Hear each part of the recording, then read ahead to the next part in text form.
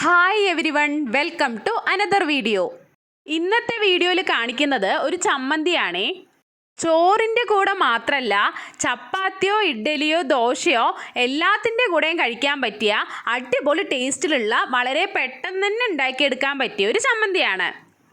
എല്ലാ ഫുഡും എല്ലാവർക്കും ഇഷ്ടാവണമെന്നില്ല അല്ലേ? ഇവിടെ വീട്ടിലും അതുപോലെ തന്നെയാണേ. പക്ഷേങ്കിൽ ഈ ഒരു ചമ്മന്തി എല്ലാവർക്കും ഒരേപോലെ ഇഷ്ടമാണ് കേട്ടോ. മെയിൻ താരം വെളുത്തുള്ളി ആണെങ്കിലും ഉണ്ടാക്കി കഴിഞ്ഞ് കഴിക്കുമ്പോൾ ഇത് വെളുത്തുള്ളി ഉപയോഗിച്ചാണോ ഉണ്ടാക്കിയതെന്ന് തോന്നിപ്പോവേ. ഇപ്പം ഞാൻ എടുത്തിരിക്കുന്നത് ഏകദേശം 100 ഗ്രാം ക്വാണ്ടിറ്റിയിൽ വരുന്ന വെളുത്തുള്ളിയാണ്. തോല് കളഞ്ഞ ശേഷം ചെറിയ സൈസിലുള്ളത് മുഴുവനായിട്ടും വലിയ സൈസിൽ വരുന്നതിന് 2 കഷ്ണമായി മുറിച്ചെടുത്തിട്ട് കഴുകിയെടുത്തിരിക്കുന്നതാണ് കേട്ടോ. ചമ്മന്തി ഉണ്ടാക്കാനായിട്ട് ആദ്യം ചെയ്യാറുള്ളത്, എണ്ണ ചൂടാവുമ്പോൾ നമ്മളുടെ വറ്റൽമുളക് ഉണ്ടല്ലോ, അതൊരെണ്ണം എടുത്ത് പൊട്ടിച്ച് എണ്ണയിലേക്ക് ഇട്ടിട്ട് കൂട്ടത്തിൽ തന്നെ കുറച്ച് കറിവേപ്പിലയും കൂടെ ഇട്ട് കൊടുക്കുന്നുണ്ട്. അത് ജസ്റ്റ് ഒന്ന് ഇളക്കി കൊടുത്തിട്ട് അപ്പം തന്നെ വെളുത്തുള്ളിയാണ് ആഡ് ചെയ്യുന്നത്. വെളുത്തുള്ളി മുഴുവനായിട്ട് ആ എണ്ണയിലേക്ക് ഇട്ട് കഴിയുമ്പോൾ 3-4 മിനിറ്റ് നന്നായിട്ടൊന്ന് ഇളക്കി കൊടുക്കും. അതിനുശേഷം ലോ ഫ്ലെയിമിലിട്ടിട്ട് കുറച്ച് സമയം അടച്ചു വയ്ക്കും. അത് ജസ്റ്റ് ഒന്ന് കുക്കായി വരുമ്പോഴത്തേനും നമുക്ക് അടുത്ത സാധനം സെറ്റാക്കാം. ഇനി വേണ്ടത് തക്കാളിയാണ്. ഏകദേശം ഒരു 100 ഗ്രാം ക്വാണ്ടിറ്റിയിലാണ് വെളുത്തുള്ളി എടുത്തിരിക്കുന്നത്. അതിനായിട്ട് വലിപ്പത്തിലുള്ള 3 തക്കാളി തന്നെ എടുത്തിട്ടുണ്ട്. അതിനെ ഓവർ ചെറിയ സൈസിലൊന്നും അല്ലാതെ തന്നെ മുറിച്ചെടുക്കുന്നുണ്ട്. ഞാൻ നേരത്തെ പറഞ്ഞതുപോലെ ഈ ചമ്മന്തി ഉണ്ടാക്കി കഴിച്ചു കഴിയുമ്പോൾ എന്തുപയോഗിച്ചാൽ ഇത് ഉണ്ടാക്കിയെന്ന് തോന്നിപ്പോവേ. തക്കാളിയുടെയും വെളുത്തുള്ളിയുടെയൊന്നും ഒരു ഫ്ലേവറും അതിൽ എടുത്തു നിൽക്കില്ല കേട്ടോ. തക്കാളി കഴുകി വൃത്തിയാക്കി മുറിച്ചെടുത്ത് വരുമ്പോഴത്തേനും വെളുത്തുള്ളി ഒരുവിധം കുക്കായി വന്നിട്ടുണ്ട്. ഇനി ഇതിനെ നന്നായിട്ടൊന്ന് ഉടച്ചെടുക്കാം. ലോ ഫ്ലെയിമിലിട്ട് കുറച്ച് സമയം അടച്ചു വെച്ചിരുന്നല്ലോ, അതുകൊണ്ട് തന്നെ വെളുത്തുള്ളി ഫ്രൈ ആവാതെ ഉള്ളിലെല്ലാം നന്നായി കുക്കായി വന്നിട്ടുണ്ട്.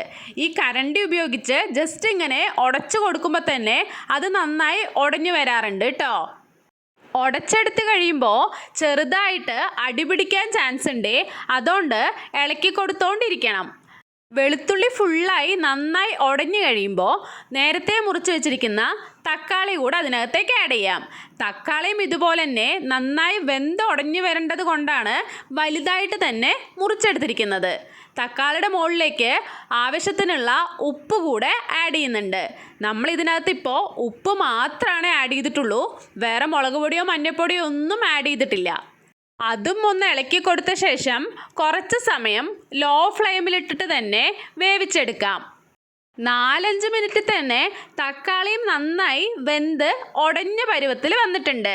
ഇനി നമ്മൾ നേരത്തെ വെളുത്തുള്ളി ഉടച്ചെടുത്തതുപോലെ തന്നെ തക്കാളിനെയും ആ കരണ്ടി ഉപയോഗിച്ചിട്ട് നന്നായിട്ടൊന്ന് ഉടച്ചു കൊടുക്കുന്നുണ്ട്. എന്നിട്ട് ഇതെല്ലാം കൂടെ നന്നായിട്ടൊന്ന് സെറ്റായി കുക്കായി വരാനായിട്ട് കുറച്ച് സമയം കൂടെ അടച്ചു വെക്കാറുണ്ടേ. വെളുത്തുള്ളിയും തക്കാളിയും എല്ലാം നന്നായി എണ്ണയൊക്കെ തെളിഞ്ഞ് കളറ് ചേഞ്ച് ആവുന്നത് വരെ അടച്ചു വെക്കാറുണ്ടെങ്കിലും ഇടയ്ക്കൊക്കെ തുറന്ന് ഇളക്കി കൊടുക്കാറുണ്ട്, അല്ലെങ്കിൽ അടിപിടിക്കാനുള്ള ചാൻസ് ഉണ്ട്. ഇനിയാണ് ഈ ചമ്മന്തിക്ക് ടേസ്റ്റ് നൽകുന്ന ഐറ്റം ആഡ് ചെയ്യുന്നത്, ക്രഷ്ഡ് ചില്ലി. അതായത് നമ്മളുടെ ഈ വറ്റൽ മുളക് ചൂടാക്കി പൊടിച്ചെടുത്തത്. മുളക് നമ്മളുടെ എരിവിന് ആവശ്യമുള്ള ക്വാണ്ടിറ്റിയിൽ ആഡ് ചെയ്യാം കേട്ടോ. ഇതൂടെ ആഡ് ചെയ്ത് കഴിയുമ്പോൾ ഈ ചമ്മന്തിക്ക് വരാറുള്ള ഒരു മണമുണ്ടേ, അമ്മാതിരി കൊതിപ്പിക്കുന്ന മണമാണ്. അതും നന്നായി ഒന്ന് ഇളക്കിയെടുത്ത് സെറ്റാക്കിയിട്ട് 3-4 മിനിറ്റ് ലോ ഫ്ലെയിമിലിട്ട് അടച്ചു വെച്ച് തുറക്കുമ്പോൾ നമ്മളുടെ ചമ്മന്തി റെഡിയായി. ഇത് ഉണ്ടാക്കാത്തവരുണ്ടെങ്കിൽ എന്തായാലും ഉണ്ടാക്കി നോക്കണേ, അത്രയും ടേസ്റ്റുള്ള ചമ്മന്തിയാണ്. വീണ്ടും മറ്റൊരു വീഡിയോയിൽ കാണും വരേക്കും ബൈ.